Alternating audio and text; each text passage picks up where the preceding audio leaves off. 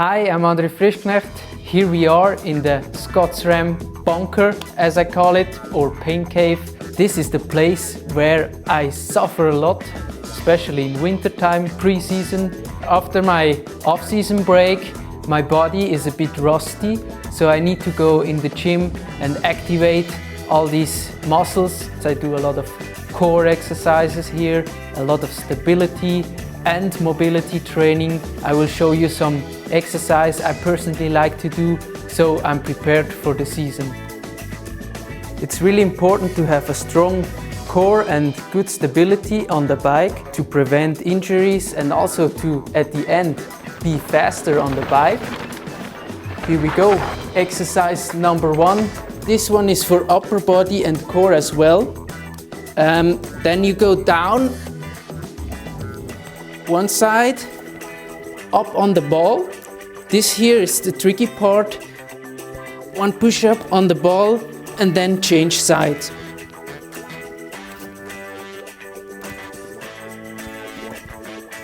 Looks quite easy, but after around 1 minute it will start to hurt. And if you don't have a ball, you can also take something like water bottle, and it's just exactly the same.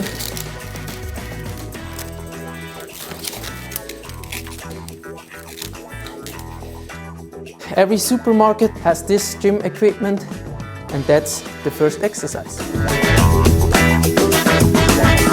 Exercise number 2, this one mainly for core. I have 2 balls here, smaller one, because I wanted to squeeze it between my feet. And then the big one I take here, lift it up and move it from side to side. Maybe for 1 minute, 1.5, and I pause it for 20 seconds and then do it again. And if you can't bring these 2 nice balls, then go to the supermarket again, 1 smaller bottle and then the bigger bottles. If this is too heavy, maybe you trim it, and then it's exactly the same. It's just water bottles. And that's exercise number 2.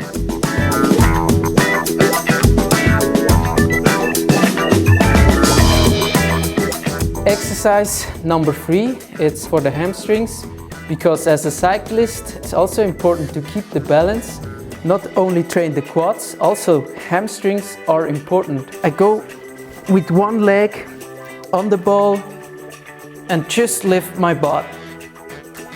Maybe you do 20 or 30 reps and then you change sides.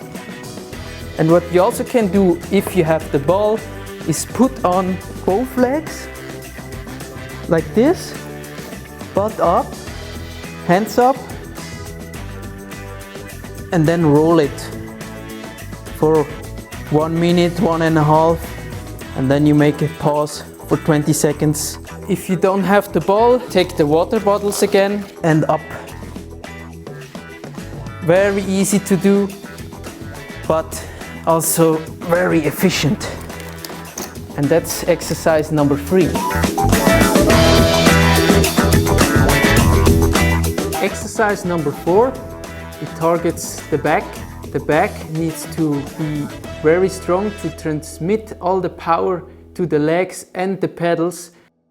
Go on the Swiss ball, feet on the wall, and then you take some weights, maybe 5 kilo each side, and then you go up. Don't do it fast. It's important to do it slow and controlled. Slowly first, take less weight, because it doesn't help you if you hurt yourself. And if you don't have the Swiss balls and the weights, you can also take the water bottles. Targets the same muscle group, and you swing like swimming. Head should be looking forward and straight. exercise number 5, it works the side core muscles and the abs as well. You go with one arm like this, and then you just up and down. 20 or 30 reps each side. You can also just do it on the mat. 1 minute or 20, 30 reps each side, and you're good to go. That's exercise number 5. These were my 5 go-to exercises that everybody is able to do at home or on the go. I recommend to do these exercises more frequently rather than once a week, because you can do a really good exercise in actually 10 to 15 minutes, 2 or 3 times a week. Here in my pain cave, I have all the stuff I need. I have TRX, some bars, kettlebells, a lot of weights and balls. So if the weather is bad or in wintertime, I spend a lot of time in here to work on my weaknesses. If you wanted to up your gym game, I will show you some stuff now. A gym equipment you absolutely need to have is a TRX. You can do hundreds of exercises with this one. So my favorite exercise with the TRX, I go in this position and then I have a lot of options. I can do just running, then I can do this one with both legs, and then I can also do push-ups.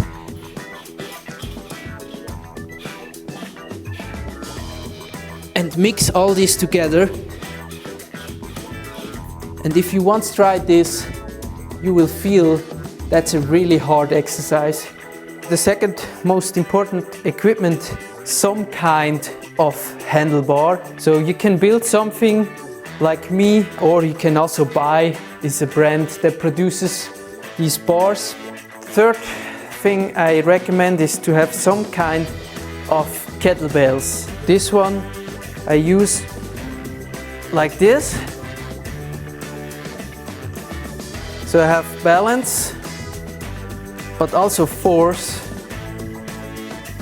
in the same exercise. And I do this because if I once win a race, I can lift my bike one-handed. I also really recommend to have this one because you have a lot of options. This exercise where I use the kettlebell in my foot and then arms to the hip and lift it up. You can also flip the ball, do it the opposite way. Very good equipment to have in the gym. Just to summarize, if you're building a gym at home, your starter kit is a TRX, some kind of balls, different sizes, then some weights, kettlebells I like, and then some bars to balance and some balance stuff, and you're good to go. Sometimes before intervals, I warm up here in the gym as well. I do some box jumps and some core exercise just to get warmed up for the intervals, and then after I go on the bike. Also for me, it's really important to do performance tests after the winter to see where I'm at and where I have to work on still on the details. And that's what we are doing here today, Swiss Olympic Center in Macklingen. And I recommend to do this before the season so you have accurate training zones, and that will give you a better performance at the end. You can also do an FTP test with the Garmin. It's preset, really easy to do. It's like 20 minutes and it will measure your watts in FTP. But here we do a really accurate test and we measure VO2 max. So for a pro athlete, this is really the way to go, and I will show you how it works. My name is Beat Müller. I work at the Swiss Federal Office of Sport as a sport scientist, and I'm responsible for the cyclist. We work together with the Swiss Cycling Federation and we try to make the best athlete even better. Just behind me is the big treadmill. We do a physical assessment to determine their strengths and weaknesses, and to close the gaps to the absolutely top values with some training advice. Yes, you can do the same power profiling on your own with Garmin or Zwift if you have a power meter. The advantage from the laboratories is that we have reference values from 10 years ago. We know, for example, the development from big names like Nino Schurter, and we can actually compare the values from Andri with the values from Nino.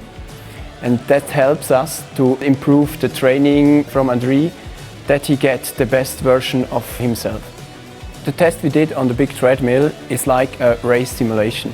It started with a start loop and 2 laps. The athletes, they are riding on different gradients. It starts with 4 degrees and goes up until 10 degrees. They are not only riding in the saddle, they are also riding on a standing position. It feels like riding your bike outdoor, but on a standardized setting. And that is a big advantage in comparison to a more conventional laboratories where you do the testing on an ergometer. The target was to overcome as many meters as you can in a given time. And then you can compare this key performance indicator with the world's best athletes, like Nino Schurter, for example. And you can see where you are actually. Where are your strengths, where are your weaknesses, and you try to close this gap with a specific training intervention. So this was it for the performance test in Mocklingen. Now we are going back to the bunker, to the pain cave, and I will show you my Zwift setup. If the weather is good, I go outside, but this time of the year it's also a lot inside, indoor training. Zwift is perfect for that. I have my tax rollers. My dad, he's always checking when I'm logged in his profile if I go good speed and collect some Ks. You know, when it's hard sometimes or I'm not really motivated to train, I look at all these pictures and some memories from the races, and it inspires me to train harder and to suffer, or do one more set of intervals, or do one more rep. And you know, the taste of racing to me is something that really is important.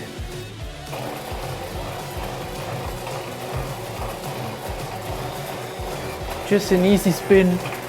When I start my Zwift training, I prepare myself because I don't want to step off the bike all the time. I have a fan. Then normally I listen to some music to keep it interesting. And also a towel, because of course you will start sweating.